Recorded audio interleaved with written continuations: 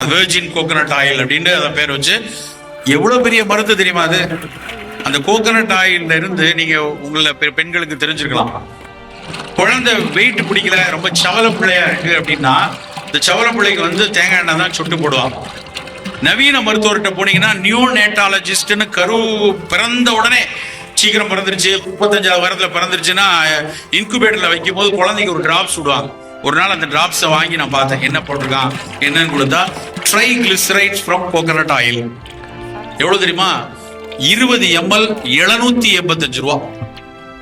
Coconut ஆயில்ல தேங்காய் எண்ணெயில இருந்து ட்ரைகிளிசரைட், தேங்காய் எண்ணெயில உள்ள சேச்சுரேட்டட் ஃபேட் வந்து அதுக்கு பேர் வந்து லாரிக் ஆசிட். அந்த லாரிக் அமிலம் பிரிச்சு ஒரு குப்பியில போட்டு 4 சொட்டு கொடுங்க அப்படிங்கிறான்.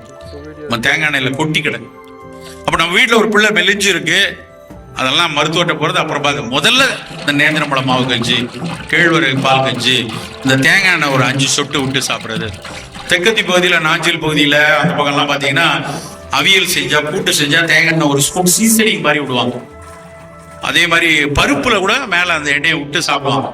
இப்ப நம்ம இந்த மாதிரியான பழக்கங்கள், இது வந்து ஒரு மிகப்பெரிய நோய்கள் வராமல் தினம் தினம் எடுக்கக்கூடிய அக்கறைகள்ல மாறக்கூடிய ஒரு விஷயம்.